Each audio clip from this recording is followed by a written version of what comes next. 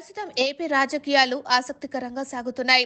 సొంత అన్నపైనే చెల్లి షర్మిల తిరుగుబాటు ప్రకటించడం, అతడి పార్టీని గద్దెదించడం కోసం రాజకీయ యుద్ధం తలపెట్టడం సర్వత్రా ఆసక్తిని రేకెత్తిస్తుంది. అన్న జగన్ రెడ్డి ఆస్తి పంచివ్వలేదని, ఒక్క కొసరు ఆస్తి రాసిచ్చి దాన్ని కూడా అప్పు కింద జమ చేసుకున్నారని షర్మిల వేదనకు గురవుతున్నారు. తన పిల్లలకు తాను ఏమీ ఇవ్వలేకపోతున్నానని ఆమె ఆవేదన వ్యక్తం చేస్తున్నారు. అందుకే తనకు కాకపోయినా తన పిల్లలకు అయినా మేనమామల ఇవ్వాలని ఆమె కోరుతుంది.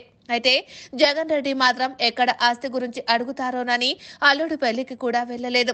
ఈ విషయం పక్కన పెడితే షర్మిల ఇలా రోడ్డున పడడం కంటే ఆస్తి కోసం కోర్టుకెళ్లి న్యాయ పోరాటం చేయవచ్చు కదా అనే డౌట్ అందరికీ వస్తుంది. టీడీపీ వ్యవస్థాపకుడు ఎన్టీఆర్ సీఎం గా ఉన్నప్పుడు ఆస్తిలో మహిళలకి సమాన హక్కు చట్టం తెచ్చారు.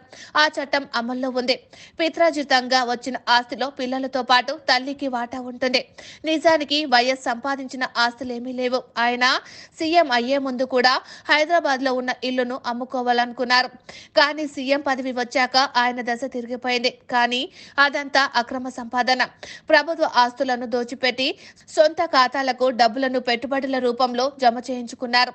పైగా ఇందులో సూట్ కేస్ కంపెనీల్లోనే ఎక్కువ ఆస్తులు ఉన్నాయి. జగన్ రెడ్డి నామినేషన్ తో పాటు ప్రకటించిన ఆస్తుల పత్రాలు చూస్తే లోటస్ పాండ్ ఎవరిది, తాడేపల్లి ప్యాలెస్ ఎవరిది, యాలహంక ప్యాలెస్ ఎవరిది, బెంగళూరు మంత్రి మాల్ ఎవరిది, పులివెందుల, కడప సహా పలు నగరాల్లో ఉన్న ప్యాలెస్లు ఎవరివి అనే డౌట్లు వస్తాయి. ఎందుకంటే అవేమీ జగన్ రెడ్డి పేరు మీద ఉండవు.